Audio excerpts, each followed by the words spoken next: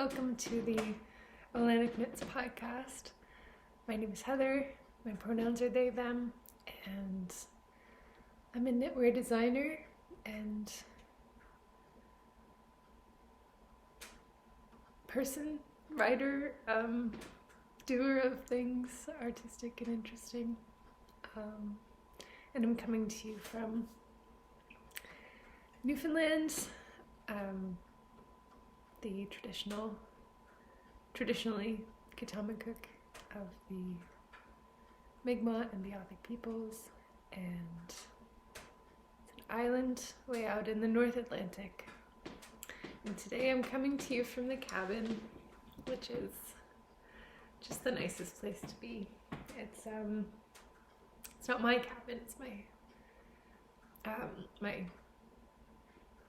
my parents and my aunt and uncle own it, and sometimes in the off season when no one else is here, I just get to kind of come out and live by this beautiful wood stove here, which is all I've ever wanted, basically. Yeah, just kind of having the time of my life here by this wood stove, honestly. Right off to my right here, there's a big tattered old lazy boy that I like to curl up in and do my knitting, and it's really nice. Yeah, I've had a really nice morning actually.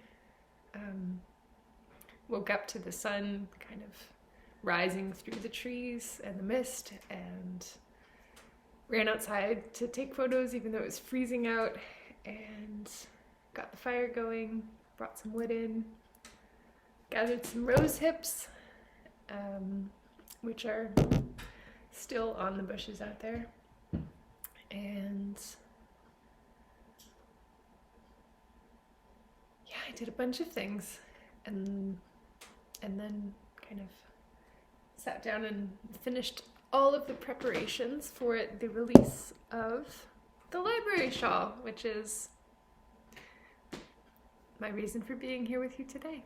I'm recording this on Tuesday, but we'll be posting it on Wednesday, which is the release day. So if you're watching this, then the lovely Library Shawl is out there and ready for you. I'm very excited to release this pattern. I have talked about it lots on the podcast this fall. It took me quite a while to knit. It's a bit of a slow, steady process. And so, yeah, and I've had it finished for a while now, at least a month or two. And I've been wearing it constantly. The name Library Shawl comes from the inspiration behind the shawl, which is that I was going back to school this fall and envisioned myself spending many long hours studying in the library, which is quite drafty. So I wanted a nice big, warm, absolute hug of a shawl to wrap myself up in. But that was a little ambitious of me because I very quickly realized that I did not want to be in school at all. So I kind of just did what was required, and luckily all my courses finished up quite early. My last paper was due in mid to late November, so that's been all finished and done for a while, and I am happy to be out of there. Not really a classroom learning kind of person, to be honest. I love to learn, and I love to learn new things, try new things, and all of that, but yeah, the classroom setting was never really my jam. I much prefer having conversations to lectures. Much prefer doing learning by doing, learning by experience and by experiment and reading. Not so much by writing papers. But anyway, that's fine. Who needs it? So yeah, I'm just really excited that that this lovely shawl came into my life, and that now it's ready to come into yours. And people have been really, really lovely on the internet about it, and so I'm really excited. Yeah. My testers have created some really, really lovely versions. In case this is the first time you're seeing it, it's knit in one strand of unspun yarn and one strand of a silk mohair. I've used plotulopi in the color oatmeal and Knitting for Olive silk mohair in the color linen. And I think it took 3 plates of the plotulopi and 3.5 skeins of the silk mohair. But it's really warm by this fire, so I'm going to take it off now. Much more about this shawl is in all of my recent episodes, so I don't really want to sit here and just repeat myself if you've been here this whole time. Yeah, so this is now available on Ravelry, and I adore it. I'm very excited to have it out in the world. Very excited to see what people do with it. Yeah. So, yeah. I'm just in that very like slow and steady cabin mode, and that feels great. This is another recent finished object. This is the Stockholm slipover by Petite Knit. I spoke about this a little bit in my last episode, but I can't remember if that was a Patreon episode or a YouTube episode, so I will tell you a little about it again. I didn't love knitting it. I just found it really finicky, I suppose. Like, I don't love a pattern where I have to constantly be putting things on scrap yarn and picking up things and knitting tiny pieces and accumulating something. I like to just, like, I just don't find that a very fun process, and I would prefer to knit things that kind of have a more natural progression, I guess. But the whole time I was knitting it and disliking the process, I was aware of the fact that I was going to love that it was going to be worth it, and I would love the final version, and I really do. I think it's like the shaping of it and everything is great. It wound up quite a bit wider than I necessarily intended, but honestly I love that. I like a big boxy knit. Like, this feels great to me, and it's roomy, and like I could wear something quite thick underneath it, and that feels great.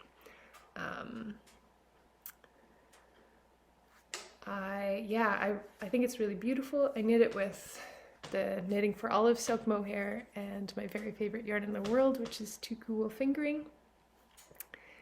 And so it's really lovely to have. I think this is maybe a bit of a fancy version for me with the mohair, so I think I might like to knit it again in something a little more like rustic and sturdy, so I can, you know, like, I'm wearing it here now at the cabin, but if I wasn't going to be filming a podcast out here, then I don't think I would have brought it, because it, you know, it feels like a nice thing that I should probably take better care of. So like, I wouldn't go out now and like bring in wood while wearing it or anything like that. So I think I will knit like a more hardy version at some point, but I still think it's lovely. I wound up just kind of leaving the sleeves without picking up for the edging. I did one, and I didn't really like it, so I took it out. And actually, I like it that way. It's got like a nice collar edge and a nice edge on the bottom, but I think it's chill. I like it. And yeah, it feels nice. It's like not as warm as I had expected, I think.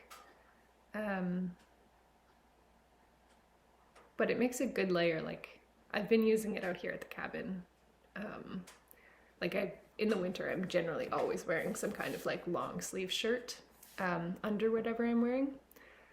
So I find, like, if I spend too long next to the fireplace, or if I like come in from, I was like going for a hike or something, then I want to take off my big woolly sweater, and then I've got this on, and that's not quite enough, so I put this on. So that's kind of how I've been using it so far. Yeah. Another finished object is the hat I'm wearing. Again, I think I showed this finished in my Patreon podcast, but not in the YouTube podcast. I wound up using the Bayou Beanie by Witra Design, and I really like the shaping of it. Okay, my hair is gonna be, yeah, cabin hair. Yeah, I like the shaping of it. It kind of has this interesting decrease shape. And I found it really itchy when I first finished it, but I wore it for probably 3 or 4 weeks after finishing it before I blocked it, because I honestly just didn't really think it would make that big of a difference with the yarn I used, which was Briggs & Little Sport, which I'm not a big fan of, but I wanted the bright red color. Yeah, so I just didn't think it would make a big difference with that yarn, but it actually has made a ton of difference since I blocked it. It, like, the shape of it has, like, before it was very kind of peaked in the middle, but it's calmed down a lot. And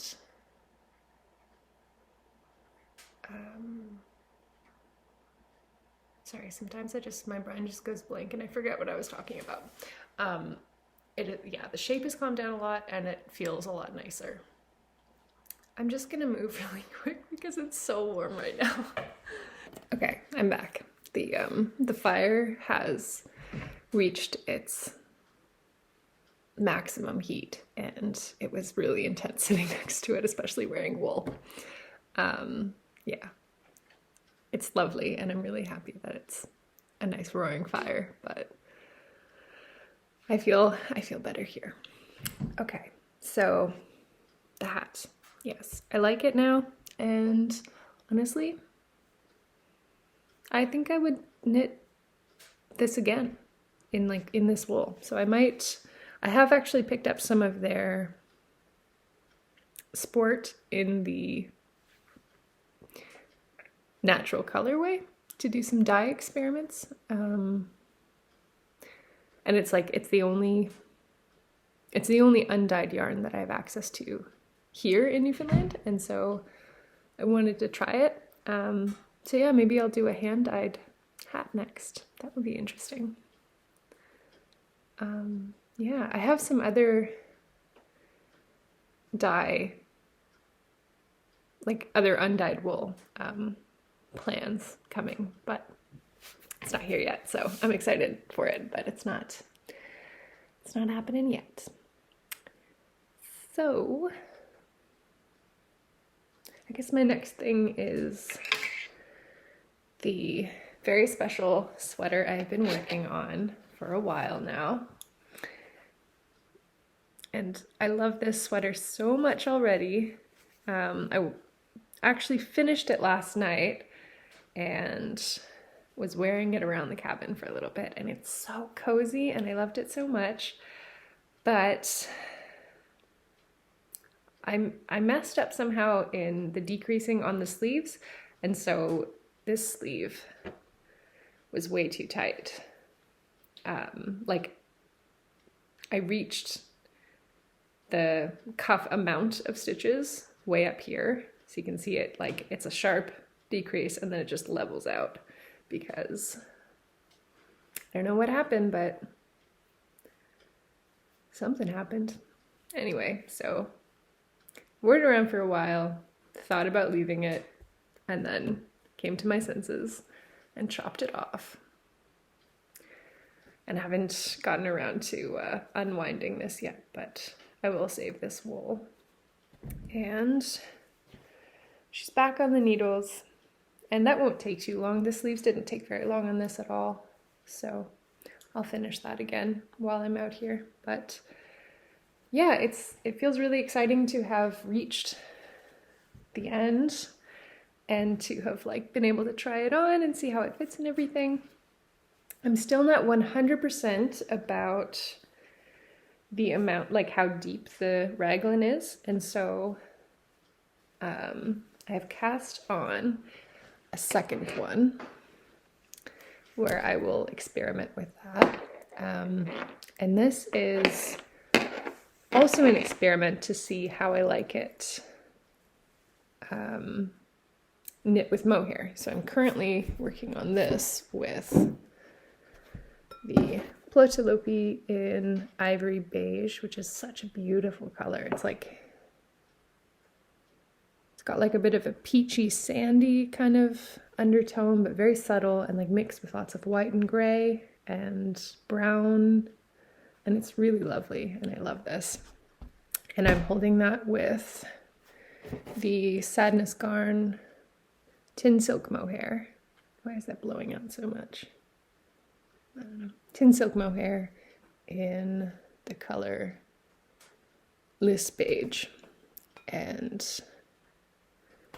yeah, so I like how that looks together. I think this definitely brings out the kind of brown and sandy tones here. So I like that together, and I think it's gonna make such a lovely fabric. Like, it's already making such a lovely fabric. I think they feel really, really nice together. And yeah, so my idea is that I will knit this one plain without the color work. And so the pattern will kind of double as, you know, a very fun and exciting color work sweater, but also a good kind of like wardrobe staple, basic, cozy raglan sweater. So I'm really excited about that. I think that's going to be really nice. Yeah. And I love the feeling of this. I think it feels so nice together. And I also, the other kind of reason I'm doing it this way is I wanted to kind of test out like the difference in gauge between holding the plotulopi single versus holding it with a mohair, so that I can be able to recommend how to work with the plotulopi plus mohair for people who don't want to hold plotulopi single-stranded, because I know that that's, like, I found that a really fun adventure, but I know that that's not everyone's cup of tea, and that just sounds stressful to some people. So yeah, I wanted to check out and see how that would work out. Yeah, so that's happening. The other thing I'm thinking about here is, I don't know what to name this guy. I haven't, like, I've thought about it a little bit, and I don't know, I'm really kind of coming up blank this time. Usually by the time I finish a sweater, I've already kind of got the name in mind, but this is the first time that I'm like still saving drafts as Rust Thrift Jumper. Yeah, which isn't the funnest name ever, and I know I should come up with something better, but I haven't come up with it yet. And like, yeah, I don't know. I'll keep working on it, I guess. I just feel like everything I come up with is already the name of a sweater somewhere, you know? And this one's so special to me. I want it to be really special. Anyway, I'll work on it.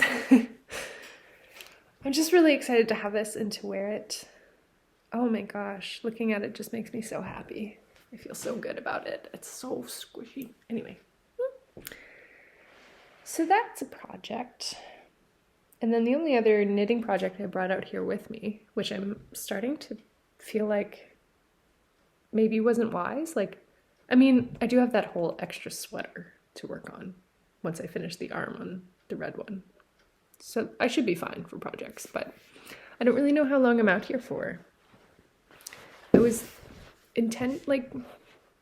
yeah, I really don't know how long I'm out here for. I kind of just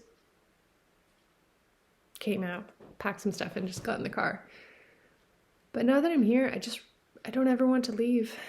I feel like I've always wanted to live in the woods, and just never really had the opportunity to do it. Like, I'm like not in any kind of financial position to buy a house or anything like that. So like renting is the only option to me, and nobody rents houses in the middle of the woods. As nice as that would be. I feel like Newfoundland, where I live, is like people are very, very fond of their cabins, and if someone has a cabin, then they are there every weekend, kind of thing. So it's not the kind of place where someone would just have a cabin that they're not using that they would rent to you. Yeah. Or even like a house or anything like that, like outside of town. And especially now with like the whole Airbnb and Vrbo situation. Yeah. But if anybody out there has a cabin in Newfoundland that they don't use, rent it to me, please. Yeah, but anyway, for now at least I'm grateful that I have this place to come to. But I don't really want to go back to town. Just not really in the mood. So, on that note, the other project I brought is, it's kind of a personal project, but I'm probably going to also make a pattern eventually. So basically I just need new socks. And as much as I really love a beautiful colorwork sock and will continue to knit them and continue to design them, I also just kind of really need some basic socks that are like good for wearing in boots, good for hiking, good for long walks, that kind of thing. And I have been buying these socks for years, probably like every second year, every third year kind of thing. I'll buy another pack of these. They're wool socks, and they're just I just get them at Walmart, and you can get them at like grocery stores or department stores, Costco, that kind of thing. And they're just the perfect fit. They work for my feet. They keep me warm and things. But they don't last super long.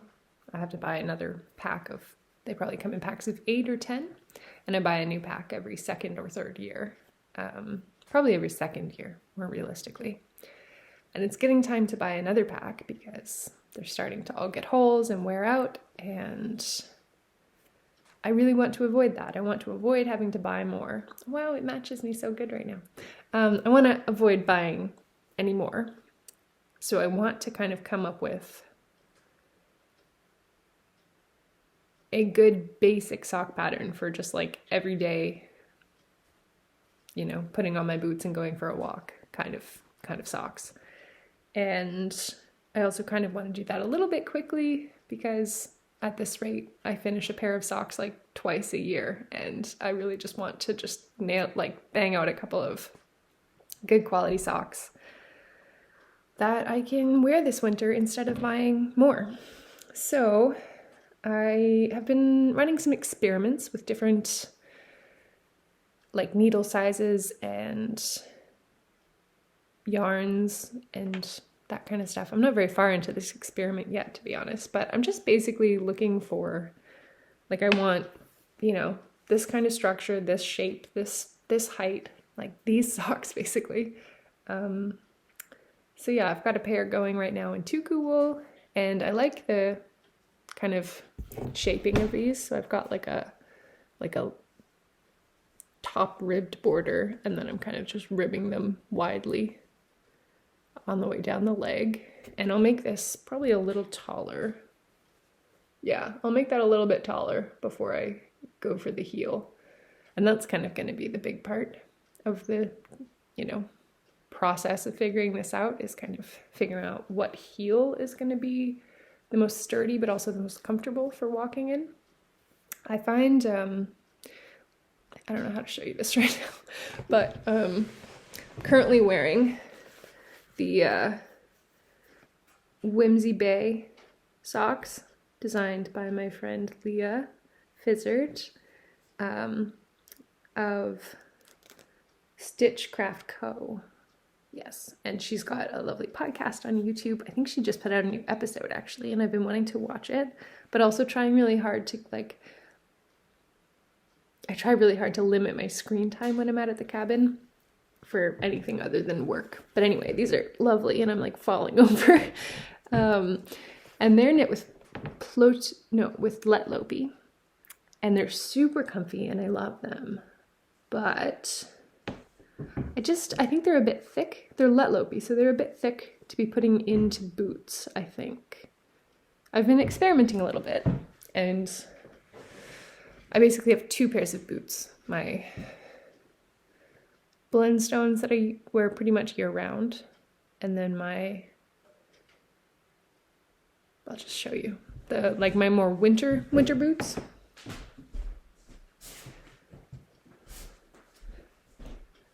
They're just like a little bit more waterproof, and they're taller, so I can wear them in the snow and stuff like that. But yeah, so they fit, these socks, these fit into the lace-up boots, but they don't fit into my Blendstones very comfortably.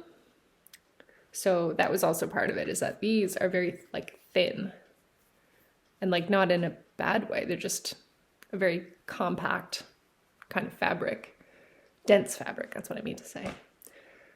So I wanted to try and recreate that. So this is one of the experiments.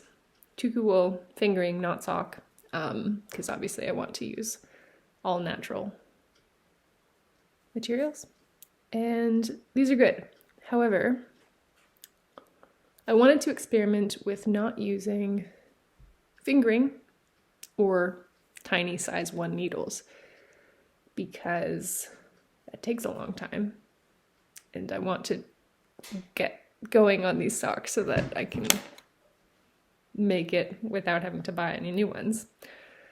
So I'm like panting now, oh my goodness. So I ordered some finool from Rauma, and this is my first time using this. It was listed on the website I ordered from as a sport weight, but it doesn't feel that much thicker.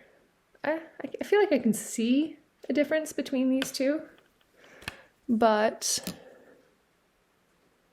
it doesn't feel very much thicker at all. And this is also knit in a sport weight, and this feels a lot thicker. But, whoa. Yeah, the finool doesn't feel that much different. And so I'm trying to, and it's also like a very springy yarn. Like the 2 plies of this, they look very loosely spun. So I'm not actually sure how good this would be for socks. But my main issue being that, I don't know if you can kind of see here, this is knitting up very loosely, and I'm not a huge fan of that because I don't think that would be very durable, obviously. So I am using a size 2 needle on these, thinking that, yeah, this just looks so loose. So I'm not sure what I'm going to do with this. These might become indoor socks, or I might just rip them out and find another use for this because I did order a few colors thinking I was going to get a bunch of socks out of it. But I mean, it's really lovely yarn. I love, like, this feels so nice. I've never used anything Rauma before. And so I'm a big fan of it, and it's got these nice, like, sheepy marled white and light gray, and I think it's beautiful. So I will definitely find a use for this, but it might not be socks. I have also brought along some mohair to experiment, and I brought along two kind of leftover scraps of Ktaqmkuk fingering in Velo, I think? Velo or Nila? I can never remember, but those are the two that I really like. The nice browns. So I was thinking I could try holding it double. That makes it for a very expensive sock, but just as an experiment to see how DK weight would factor. So I'll probably try this next, maybe on the size 2 needle, because I did buy that size 2 needle in the like small circumference, specifically thinking like this would make quicker socks than continuing to do it on size 1.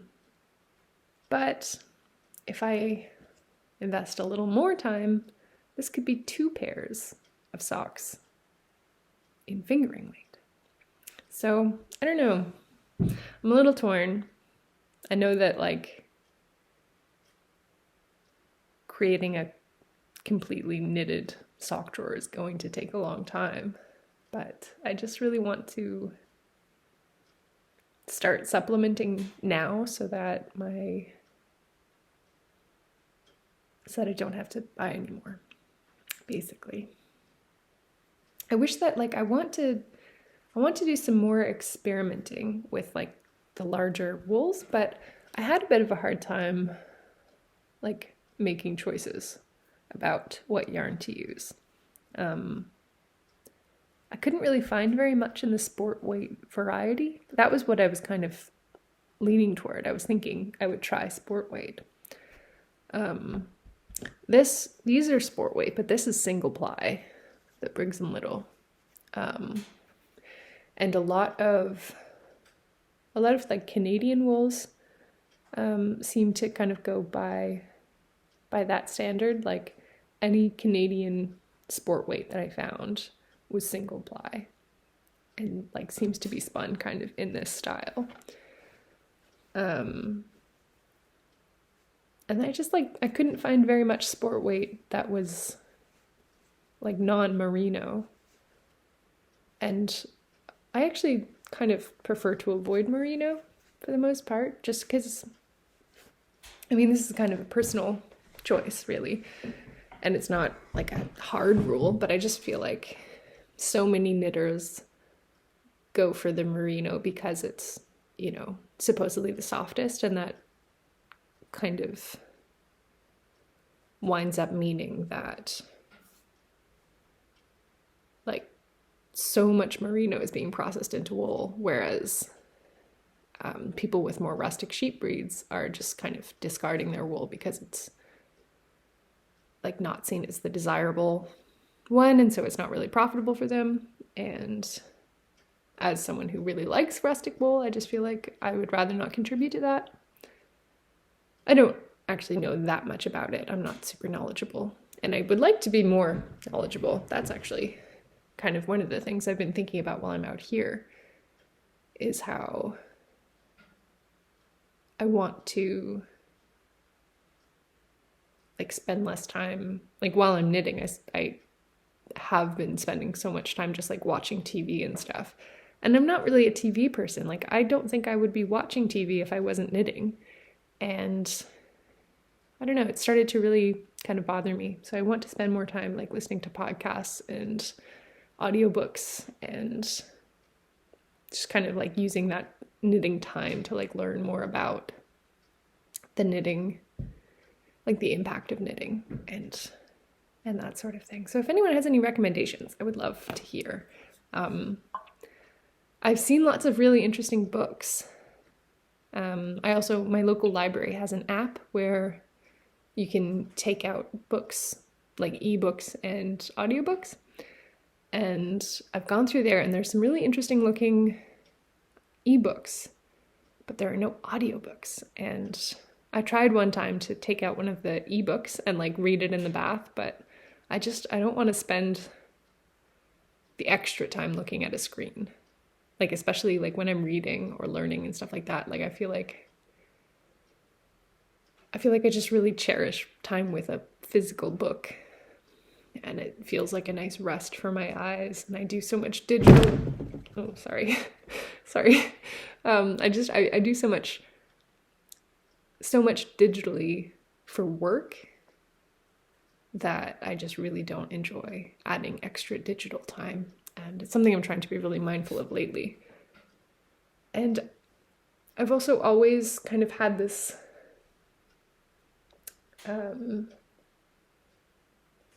like almost like sacred space at the cabin where like there's a TV over there that I've never learned how to turn on because it doesn't interest me at all. And like I put my phone on airplane mode and like keep my laptop like put away and only take it out if I need to look something up or if I need to like do work. And just like try very much to make this like a very mindful place for me. And I really cherish that. So I don't remember how I got onto this.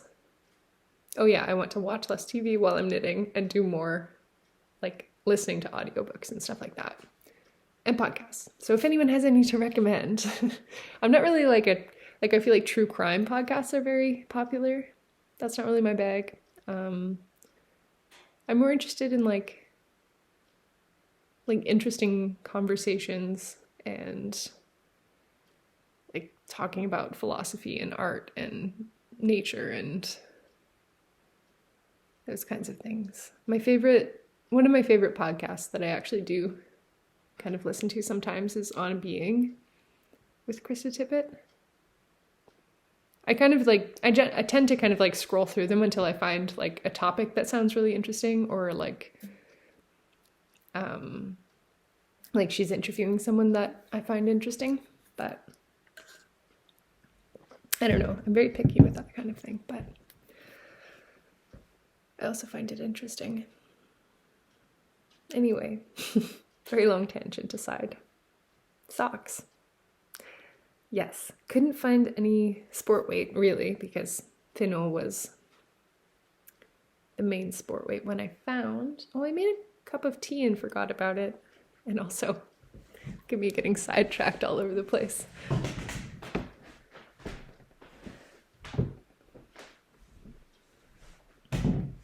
It's okay, it's still warm.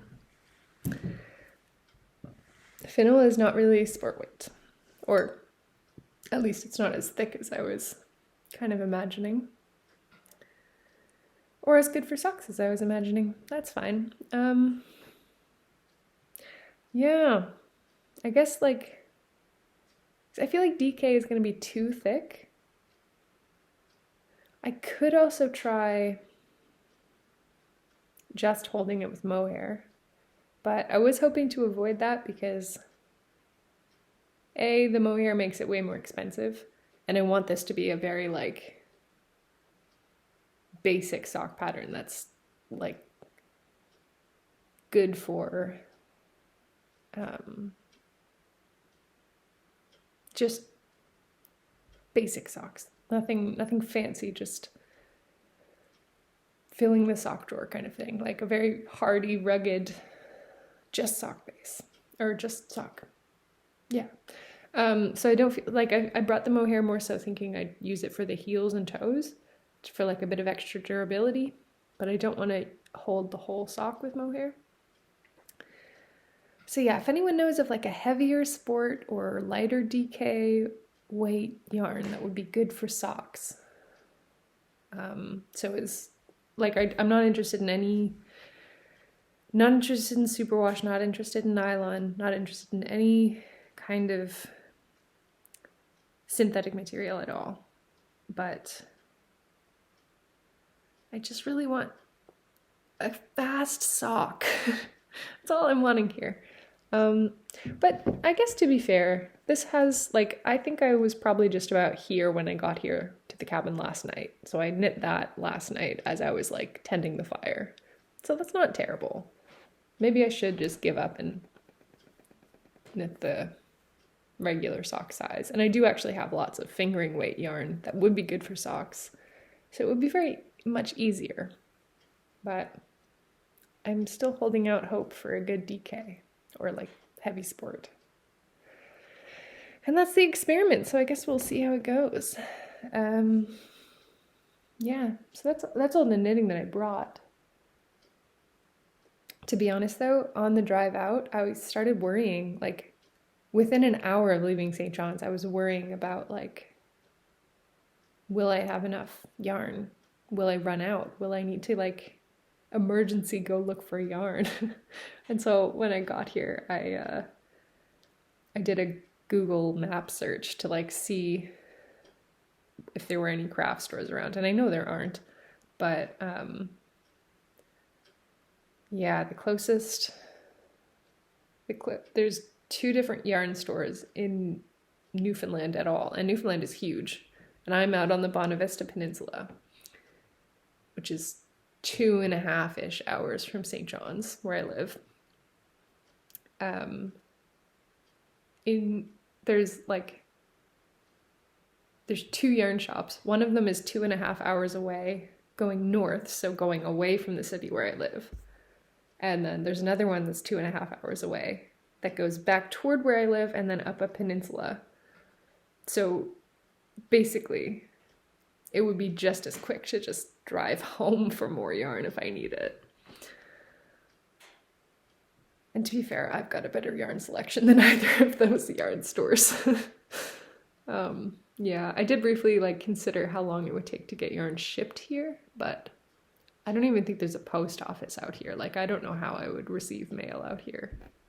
So I guess I'll just have to knit up what I have and then see what I'm feeling like. Yeah. So I also don't really do, like, I don't really celebrate Christmas or any kind of holiday. I sort of like, I don't know, I like to kind of observe the solstice. Just because, like, that feels like a really important time for me in terms of the light returning. So in Newfoundland right now, or like, I mean, Newfoundland is really large, but where I live in town, the sunset right now is at about 4:20 p.m. I'm not sure what it is out here. I think it's actually earlier than that because when I was driving in yesterday, it started getting dark earlier than I was expecting. So it's probably about like 4:10, I'd say, p.m. So that's not like a lot of daylight. So by the time the winter solstice hits, it will probably be about 4 o'clock that it's getting dark, or that it is dark, that the sun is set. And I find that really hard. I've always found the darkness in the winter really difficult. And like, it's just, especially the, like, I don't know, I feel like I'm working, like, I mean, I'm a freelance person, and so I have control over that, but I find I'm most comfortable kind of, you know, getting up, working and starting work like within an hour kind of thing, and then working until like dinner time, and then kind of taking my evening as my time off. And I find I'm really, really not productive in the evening, and so anytime I try to kind of take the day off and work at night, it just doesn't really happen for me. So yeah, I just find it really difficult to, like, I really want to be getting outside and getting a little bit of fresh air and like daylight time, but it's really hard to, for me, it's hard to like balance that with also like having time to work. So yeah, when the light, when we reach the darkest day, it's always a very hopeful time for me that like the light is starting to come back now. So yeah, I like to celebrate not really celebrate, I wouldn't say, but kind of mark the solstice. Yeah, but, and like, I don't know, like my family celebrates Christmas, but like my entire family are adults now, and I'm the youngest of my family, so it's been that like way for a long time. And like growing up, I've got 3 older sisters, and they have all lived in different provinces for a long time now, and like none of them have lived in Newfoundland since I was maybe like 15. And so yeah, growing up, the only thing that really mattered about Christmas was just the fact that everyone came home, and that hasn't happened in a long time now. So I don't know, like the only thing I'm really, but at the same time, like a lot of my friends live away now and come home at Christmas. So for me, the only thing that really matters is like getting to see people, getting to see my friends and family that don't live here. And that also happens in the summer. So it's not really, I don't know, there's nothing special to me about Christmas itself. It's nothing to do with that. I just like getting to see people I love. So, I don't know. I just don't feel the need to, like, I just don't equate the kind of gift-giving Christmas music kind of side of things to the experience that I actually have this time of year. So, long-winded story short, I don't know, I don't really do much about Christmas, and I think one thing that actually kind of bothers me a little bit about it is kind of like there's so much expectation surrounding it, and I just want to hang out with people and get outside, and that's all that really matters to me. But one thing I do like to do for the winter, this is where I was going with this the whole time, is that I like to decorate a little bit. And I don't know, I think that for me is more so just like to do with bringing the outdoors in this time of year, because I'm spending less time outdoors, and so it feels comforting to me to have some of that like outdoor energy inside. So one of the things I kind of wanted to do out here is do a little kind of decorating. And so I gathered some rose hips this morning and gave them a little toast. It's past the time when you could forage rose hips for any kind of food or medicine, but they're still really nice, bright red little berries. So I toasted them to make them a little more firm, and found a little sewing kit. So I'm gonna string some of these up and hang them somewhere. And probably gather some boughs, put them around. Maybe stick out some candles, that kind of thing. Yeah, not really Christmassy, but just wintry. Yep. Anyway, I've been here for far too long now, and it's kind of nice out, so I think I'd like to get out for a little hike and maybe heat up my tea. So I will thank you for joining me today, and thank you for all your kind words and support about the library shawl. I'm really excited to see how you will work with it, and yeah, can't wait to see your projects. And I hope you're having a nice time, you know? I hope you're having some nice knitting, maybe some nice visits from friends and or family, and yeah, the light returns soon, friends. Links are down below for stuff like my Patreon and Instagram and the brand new Library Shawl on Ravelry. Fare thee well, friends.